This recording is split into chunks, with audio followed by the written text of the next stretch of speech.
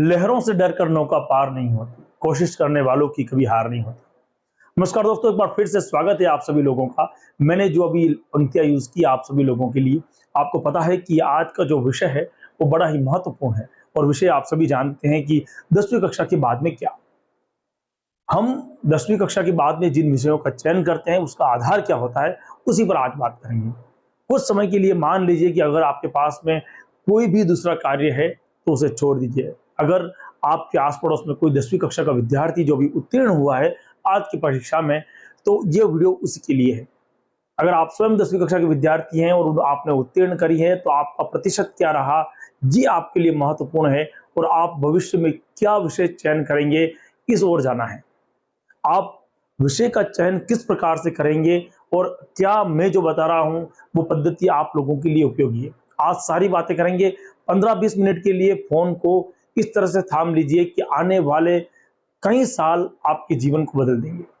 अगर ये 15 मिनट आप लोगों ने पूरे ध्यान के साथ मेरी बात को समझने की कोशिश करी तो हो सकता है कि आने वाला आपका जो करियर है, आने वाला आपका जो भविष्य है वो इस पर आधारित हो। और कहीं लोग अपने जीवन की बहुत सारी पद्धतियां बदल देंगे। हो सकता है कोई विद्यार्थी साइंस मैथमेटिक्स में जाने वाला हो वो बायोलॉजी में चला जाए, जो बायोलॉजी में जाने वाला हो वो आर्ट्स में चला जाए। बहुत सारे बदलाव इस वीडियो के बाद में देखने को मिलेंगे। सबसे पहले तो ये जिम्मेदारी मेरे ही समाज बंधुओं द्वारा मुझे सौंपी गई और हमारे द्वारा समाज बंधु यानी विश्वकर्मा समाज के द्वारा एक बात रखी गई कि सर आप अपनी बात को सभी विद्यार्थियों तक पहुंचाइए। ये मौका था मेरे लिए एक टीचर के रूप में, एक अध्यापक के रूप में विद्यार्थियों को समझाने का। साथ साथ में यहाँ पर जिम्मेदारी थी एक समाज की। हमने बखूबी एक समाज से निकल करके सभी समाज के लिए एक वीडियो के माध्यम से आपके साथ में जुड़ने की कोशिश करें। वहां पर हम एक अध्यापक के रूप में, प्रत्यक्ष रूप में व्यक्तियों के सामने आते हैं, लोगों के सामने आता हूं। लेकिन इस बार मैं कोशिश कर रहा हूं कि मुझे देखने वाला प्रत्येक दर्शक यह वीडियो अपने उस हर एक विद्यार्थी तक पहुंचाए। महत्वपूर्ण और सटीक बातों से भरी हुई कुछ चीजें। सबसे पहले मुझे आप ये बताइए कि अगर आपने 10वीं कक्षा में प्रतिशत पास कर लिए हैं या प्रतिशत प्राप्त कर लिए हैं, आप 10वीं में अगर उत्तीर्ण हो चुके हैं तो ये वीडियो आप ही के लिए है। और अगर कोई विद्यार्थी अनुत्तीर्ण रहा है तो उसके लिए क्या, यानी कि मैंने पूरे वीडियो को आप लोगों के सामने ये 20 मिनट में समझ लीजिए कि आपके जीवन को बदलने के लिए पर्याप्त है। सबसे पहले अगर हम बात करते हैं तो अगर आप 10वीं कक्षा उत्तीर्ण हुए हैं, अब आपके पास में पड़ेगा प्रभाव। विद्यार्थियों में प्रभाव क्या है आप लोग देखिए। आप लोगों ने देखा होगा कि जब मैं प्रभाव की बात करता हूं तो प्रभाव में क्या हुआ। पहला प्रभाव तब पड़ता है कि पेरेंट्स या जो अभिभावक हैं वो विद्यार्थी को कहते हैं कि अब तुम कौन सा सब्जेक्ट लेगा, वो प्रभाव है। विद्यार्थी अपने अंदर एक आइडियल किसी चीज को मान लेता है कि मुझे ये बनना है। मेरे पड़ोस के अंदर डॉक्टर हैं, मुझे डॉक्टर बनना है। मेरे पड़ोस के भाई साहब इंजीनियर हैं, मुझे इंजीनियर बनना है। मेरे पड़ोस का भाई साहब ये कार्य करते हैं, वो कार्य करते हैं, ये चीज है, वो चीज है। या हो सकता है कि वो किसी टीचर से भी प्रभावित हो। बहुत सारे ऐसे विद्यार्थी भी हैं मेरे जो 10th में मुझसे पढ़े हैं और मेरे पढ़ाने के प्रभाव में आकर अब उन्हें लगता है कि वो आगे जाके अध्यापक बनना चाहते हैं। ठीक बात है, ऐसा होना चाहिए। तो उन विद्यार्थियों ने अब निर्णय लिया और उनकी जब मैंने क्लास ली तब उन्होंने कहा कि सर हम अध्यापक बनना चाहते हैं। अब उसमें भी अध्यापक की बहुत सारी श्रेणियां हैं। आप कॉमर्स के बनना चाहते हैं, आर्ट्स के बनना चाहते हैं या साइंस के बनना चाहते हैं। साइंस में भी एग्रीकल्चर है, बायोलॉजी है और मैथमेटिक्स है। अब आप किस फील्ड में जाना चाहते हैं। अगर मैथमेटिक्स में जाने के बाद में आप फिजिक्स आपके पास में एक अलग आ जाता है पूरा पूरा टॉपिक, तो आप अध्यापक किस के बनना चाहते हैं, ये बहुत महत्वपूर्ण है। यह है प्रभाव। और जिंदगी में जब भी आप लोगों ने देखा होगा हम कहीं ना कहीं किसी न किसी के प्रभाव में आते हैं। मैं अगर अध्यापक बना तो मेरे पीछे किसी न किसी टीचर की कोई ना कोई बात तो रही होगी, तभी मेरे दिमाग में वो चीज आई और मैंने मैथमेटिक्स की जगह बायोलॉजी ली। इसका भी किसी न किसी के प्रभाव था। पारिवारिक दबाव या पारिवारिक समझाव जो होता है, समझाने का तरीका जो होता है, वो भी कई बार हम विद्यार्थियों को प्रभावित कर देता है। प्रभाव दो तरह के होते हैं, अच्छा भी हो सकता है और उस विद्यार्थी के लिए हानिकारक भी हो सकता है। अब ये जरूरी नहीं है कि 60% वाला व्यक्ति जिनके 60% बने हैं वो प्रभाव में आकर बायोलॉजी ले ली या मैथमेटिक्स ले ली, आगे जाके उनके लिए हार्ड हो सकता नहीं है। हो सकता है कि प्रतिशत किसी प्रभाव में आकर कम हुआ है। जिसने अभी 60% बनाए हैं, कोई दूसरे कारण से उसके 60% बने हो या कोई किसी कारण से उनके 60% हो, वो आगे जाकर के जब बायोलॉजी लेगा और वो यहाँ कोई दूसरा सब्जेक्ट लेगा और 12th के अंदर बहुत अच्छे प्रतिशत ला सकता है। पर जनरली ये बातें कहने की होती हैं। पारिवारिक तौर पर जब आप देखेंगे तो आपके जब आप कहीं खाने में निकलेंगे या भोजन में निकलेंगे, जहाँ या कहीं विवाह स्थल पर जाएंगे, तब आपसे पूछा जाएगा आपके प्रतिशत क्या है। वहां पर यह नहीं पूछा जाएगा कि आप परीक्षा के समय बीमार थे, वर्ष पर्यंत आपने इतनी बढ़िया तैयारी करी, उसके बाद रिजल्ट कम कैसे आया। कोई नहीं पूछेगा। सबको एक ही चीज का अर्थ होगा कि आए कितने नंबर हैं। तो दोस्तों, सबसे पहले इसी चीज पे हम चर्चा करेंगे आज। अब नंबर हमने किसी के प्रभाव में आकर विषय का चयन कर लिया और आगे जाकर हम उसमें अनुत्तीर्ण हो जाते हैं, फेल हो जाते हैं, तो ये हमारे लिए जीवन पर्यंत के लिए एक बीमारी रह जाएगी। हमें बनना डॉक्टर था, हम नर्स बने। हमें बनना एक टीचर था, हम किसी दूसरे विषय में चले गए, क्लर्क बन गए आगे जाके। तो मन में एक दबी हुई इच्छा रह जाएगी और वो आगे जाके आपको तनाव में डालेगी। सही निर्णय लेने का विषय यही है, सही निर्णय लेने का समय भी यही है। तो अब इस समय के आधार पर आपका प्रभाव किसका है वो महत्वपूर्ण है। दूसरा पॉइंट होता है सलाहकार। आपको सलाह किसने दी।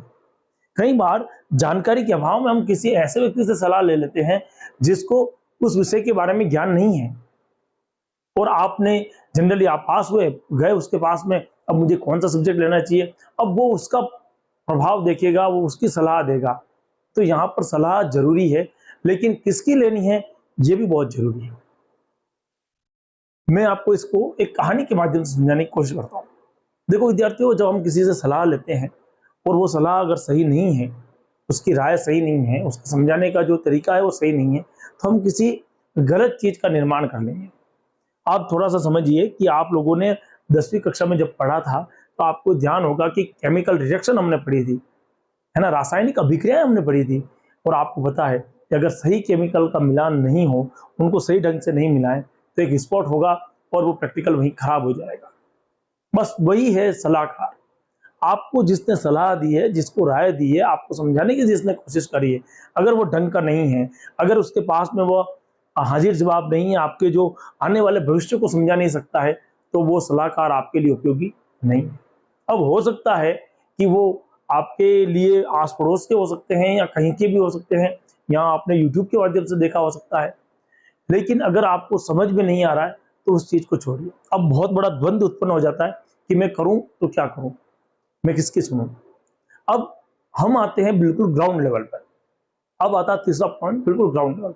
ग्राउंड लेवल क्या है साहब?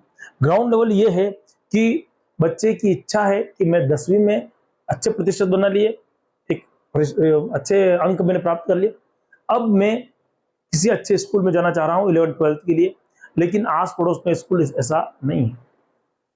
अगर आप यहाँ पर नीट की तैयारी करने के लिए 11th-12th के साथ में जाते हैं तो बहुत सारे ऑप्शन आपके पास मिल जाएंगे। आईआईटी के लिए बहुत सारे ऑप्शन आपके पास मिल जाएंगे, लेकिन अब आपको कौन सा विद्यालय चयन करना है। आजकल प्राइवेट स्कूल में कोचिंग और दोनों मिक्स वाला बहुत ज्यादा सिस्टम चल रहा है, आप उसको भी चुन सकते हैं। सबसे पहले बच्चों, हमारे पास में मोटी मोटा 3 सब्जेक्ट है। आप लोगों को ध्यान ही होगा, हालांकि तो आप सभी ज्ञानी हैं। पहला सब्जेक्ट हमारे पास में आता है साइंस। साइंस अपने आप में बोलबाला है।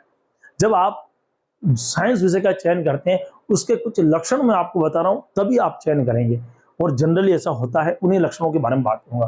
पहला लक्षण यह है, जैसे ही आपको साइंस के लिए कौन कहेगा, साइंस के लिए वो व्यक्ति कहेगा जो साइंस से रिलेटेड है, साइंस के बारे में डॉक्टर है या लैब असिस्टेंट है या टीचर है ना, या उसने भविष्य में कभी साइंस पढ़ी हुई है 11th-12th में, या उसने कभी 11th-12th के बाद में साइंस से जुड़ाव रखा हुआ है, तब वो व्यक्ति आपको साइंस के लिए बताएगा और आपको कहेगा कि आपको साइंस लेनी चाहिए। पहला कारण ये। दूसरा कारण, वो आपको तब साइंस के लिए कह सकता है जब आपके प्रतिशत जो है वो 70 से आसपास हो, 75 के आसपास हो, 70 के आसपास हो, तब वो आपको कह सकता है कि तुम्हें साइंस लेने की ठीक रहेगा तुम साइंस ले लो, और तुम ले भी लोगे, है ना। यानी कि 70% से ऊपर होने हुए जितने भी नंबर हैं उसके लिए आपको विज्ञान वर्ग के लिए आप पर कहा जा सकता है। अब लेना और नहीं लेना आपका निर्णय है, ये जनरली जो हम बात करते हैं ग्राउंड लेवल पे वो। अब यहाँ पर एक दिक्कत आती है कि हमने साइंस ले ली उनके कहने पर, तो आगे का भविष्य क्या होगा, थोड़ा सा इस चीज को हम समझने की कोशिश करेंगे। अगर आप लोगों के पास में 70 के आसपास प्रतिशत है तो हो सकता है आपके फैमिली में कॉमर्स का कोई व्यक्ति हो, है ना, चार्टर्ड अकाउंटेंट हो, या कोई कॉमर्स फील्ड में चल रहा हो, किसी ने बीकॉम कर रखा हो, एमकॉम कर रखा हो, तब वो व्यक्ति आपको कहेगा कि आप आर्ट्स ले लीजिए, कॉमर्स ले लीजिए। और अगर कुछ नहीं हुआ, आपके परसेंटेज आपको लगता है कि 60 से थोड़े कम हैं, 60% से भी थोड़े कम जा रहे हैं, तो आपको आसानी से कहा जाएगा कि आप कला वर्ग में चले जाइए, आर्ट्स में चले जाइए, और आप चले भी जाएंगे। जहां पर कला वर्ग का चुनाव एक और निर्णय को देता है वो है विद्यालय। अब विद्यालय साहब कैसे है, तो विद्यालय में इसलिए शब्द यूज कर रहा हूं कि जनरली स्कूल में कला वर्ग का चयन ज्यादा होता है। अधिकांश स्कूलों में 11th-12th के अंदर आराम से आप देखेंगे 11वीं-12वीं के अंदर क्या होगा, कला विषय होगा, यानी कि आर्ट्स तो होगी, लेकिन साइंस और कॉमर्स नहीं होगी। तो बहुत सारे बच्चे आने जाने के भय से, देखने के हिसाब से कि यार हम कितना दूर जाएंगे, 2 किलोमीटर चलना पड़ेगा, 5 किलोमीटर चलना पड़ेगा, इससे अच्छा तो हम विद्यालय के अंदर ही 11वीं-12वीं के अंदर कला वर्ग ले लें, बात का बाद में देखेंगे। फिर ऐसे बच्चे जिनके अच्छे प्रतिशत भी थे, 80% भी थे, उन्होंने भी कला लिया। अब हो सकता है आगे जाकर के उनके दिमाग में एक नई चीज आती है कि मैं नर्सिंग फील्ड में जा सकता हूँ, फिर वो ओपन पढ़ करके, ऐसे देखे हैं मैंने बच्चे जिन्होंने आगे जाकर के ओपन दे करके फिर वापस साइंस से उन्होंने 12th करी, उसके बाद में उन्होंने नर्सिंग करी। हालांकि नर्सिंग कला वर्ग वाला भी कर सकता है, फिर भी उनके लिए जो आवश्यकता है वो वहां पर साइंस की, बायोलॉजी की होती है। तो ऐसी कंडीशन में उन्होंने जंप करा, तो ये 2 साल उन्होंने क्यों बिगाड़े, ये बड़ी विडंबना है। तो आपको विषय का चयन बड़े सोच समझ के करना है। पहली बात, अगर आपके पास में आपको लग रहा है कि आपका रुझान जो है सामाजिक विषय में अच्छा है ना, और आप कर सकते हो सामाजिक में, आप सामाजिक यानी कि कला वर्ग क्यों समझिए, यानी कि आपके पास में सोशल साइंस के अंदर अगर आप देखते हैं जिसमें आपकी हिस्ट्री अच्छी है, इतिहास अच्छा है ना, अगर आपकी राजनीति अच्छी है, पॉलिटिकल, अगर आपकी राजनीति बहुत ही अच्छी है तो आप इसमें जा सकते हैं। अगर इसके साथ में आप कोई प्रैक्टिकल सब्जेक्ट में जाना चाहते हैं तो आप गृह विज्ञान में जा सकते हैं, है ना, विषय का चयन कर सकते हैं। अगर आपके प्रैक्टिकल सब्जेक्ट के अंदर आप देखते हैं तो आप कंप्यूटर में भी जा सकते हैं, आप ड्राइंग में जा सकते हैं, यानी कि चित्रकला। बस शर्त एक है कि उस विद्यालय में ये सब्जेक्ट मिले। अगर उस विद्यालय में इतिहास है ना, राजनीति है, तो आपको एक कॉम्बो बना हुआ होगा। हर विद्यालय में ये सारे के सारे विषय मिलने मुश्किल है, क्योंकि विद्यालय की भी एक सीमा है, बात को समझिए। तो विद्यालय के पास में अगर मान लो इतिहास और राजनीति का कॉम्बो बना रखा है उन्होंने, तो आपको एक साथ में भाषा लेनी जरूरी होगी। अब भाषाई सब्जेक्ट के अंदर अगर आप जाते हैं तो हिंदी और इंग्लिश, ये दोनों तो कंपल्सरी है, अनिवार्य है, ये तो लेनी है। उसके साथ में साहित्य के रूप में आप हिंदी ले सकते हैं, या आप संस्कृत ले सकते हैं। उर्दू वाले बच्चे उर्दू ले सकते हैं, है ना। तो ये 3 भाषाएं, 4 भाषाएं जो है वो कैसी हैं, 3-4 भाषा कैसी है हमारे साहित्य के रूप में।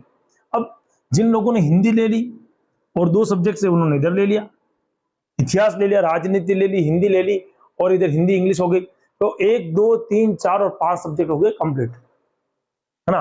अगर राजनीति है उसके साथ में आपने भूगोल ले ली, तब भी आप आर्ट्स के विद्यार्थी बने रहेंगे। राजनीति और भूगोल के साथ में हिंदी साहित्य ले ली, हिंदी ले ली कंपल्सरी, और इंग्लिश, हिंदी इंग्लिश कंपल्सरी तो 11th-12th में रहेगी, उसको आप मिटा नहीं सकते। तो ये वो विद्यार्थी कर पाएंगे जो कला के विद्यार्थी हैं। अब कोई कह रहा, साहब एक प्रश्न उठ के सामने आया कि साहब मेरे 85% है, क्या मुझे कला नहीं मिलेगी, या मैं आर्ट्स में नहीं जा सकता हूँ? बिल्कुल जा सकते हो। आगे जाके बहुत सारे लोगों को आर्ट्स पढ़नी है, आईएएस की तैयारी करनी है, आरएएस की तैयारी करनी है, वहां पर आपको आर्ट्स पढ़नी है। फर्स्ट ग्रेड की तैयारी करनी है, सेकंड ग्रेड की तैयारी करनी है, वहां पर आपको आर्ट्स पढ़नी है। तो भैया जब पढ़नी है तो पहले पढ़ लेना, हाँ दिक्कत है। तो आप ये कर सकते हो, कोई दिक्कत नहीं है। आराम से उसी विद्यालय में जहां पर आप पढ़ रहे हैं और वहां पर अगर कला विषय है, अगर आपके पास में यानी कि आर्ट्स है तो आप ले सकते हैं। कॉमर्स वाले विद्यार्थी जिनको कॉमर्स करनी है वो बड़े ही आराम से कॉमर्स के अंदर 11th-12th में सब्जेक्ट चेंज कर सकते हैं। अब यहाँ पर कॉमर्स के लिए एक चीज और पिटारा है, वो है मैथ्स। अगर कुछ बच्चे जो मैथमेटिक्स में अच्छे हैं वो कॉमर्स की मैथमेटिक्स के साथ जुड़ सकते हैं। हालांकि मेरा कहना यही है कि ये थोड़ा सा सब्जेक्ट कठिन बन जाता है बाद में जाकर के, पर फिर भी क्योंकि उनका सब्जेक्ट चुनाव जो रहता है वो उसी आधार पर होता है, तो आप ले सकते हैं मैथमेटिक्स भी, है ना। इसमें आप अर्थशास्त्र भी आएगा आपका, वो भी आप ले सकते हैं। लेखा शास्त्र भी होता है ना। तो जो अर्थशास्त्र है, लेखा शास्त्र है, आपका वाणिज्य जो है,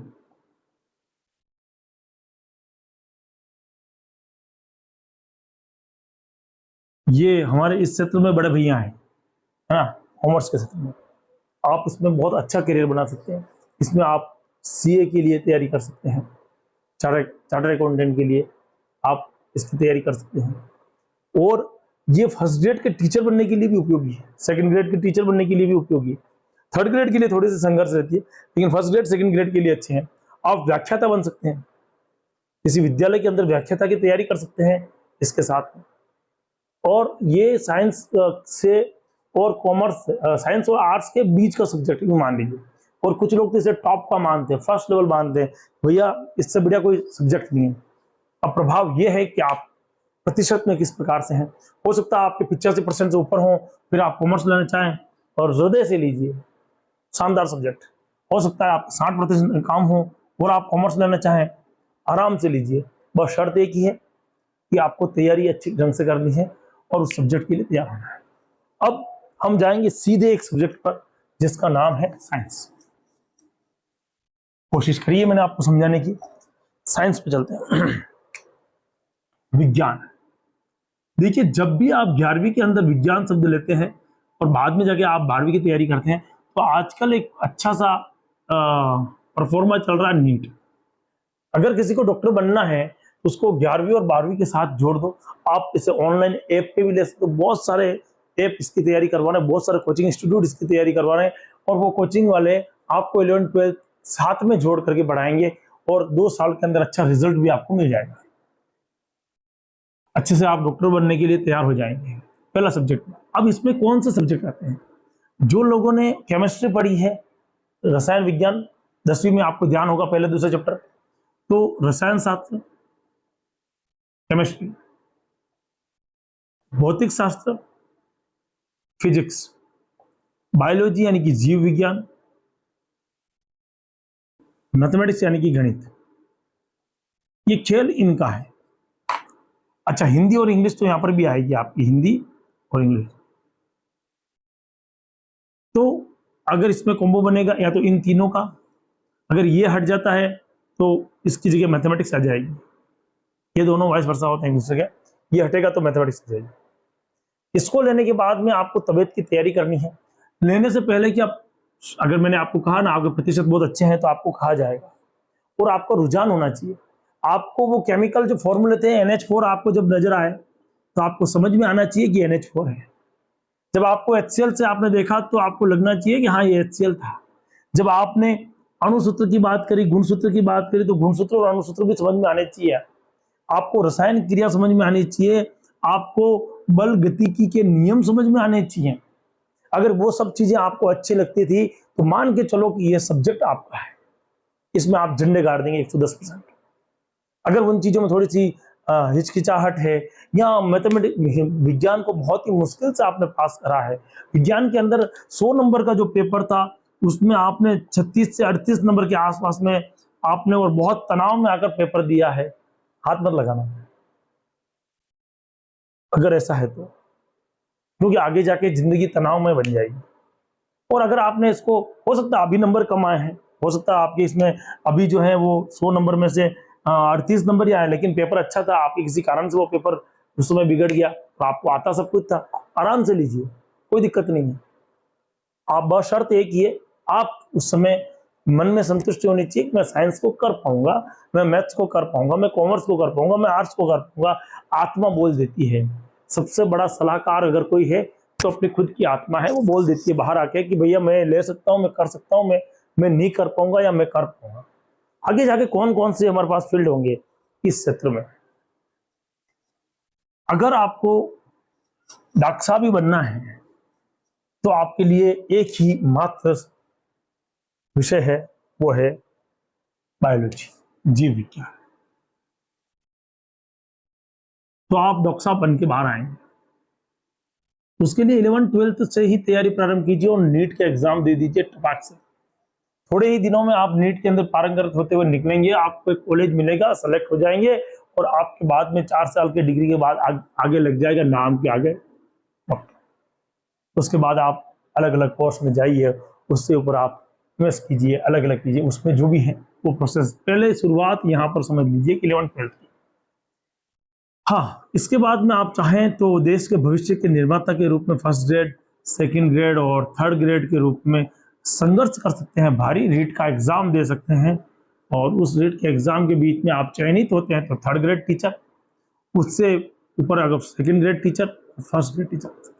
नहीं, हम तो आगे जाके पीएचडी करेंगे साहब, और जैसे ही हमने पीएचडी करी हमारे आगे वैसे डीआर लग जाएगा और हम क्या बन जाएंगे, किसी कॉलेज का व्याख्याता बन जाएंगे, कॉलेज का व्याख्याता। और अगर आप कॉलेज के व्याख्याता बनते हैं तो अच्छी खासी सैलरी लेते हैं। उसके बाद में नहीं साहब हम तो साइंस के अंदर ही रहेंगे, हम नर्सिंग कर सकते हैं, बिल्कुल आप नर्सिंग कर सकते हैं। नहीं साहब हम तो इसी में रहेंगे, लैब असिस्टेंट बन सकते हैं, प्रयोगशाला सहायक बन सकते हैं।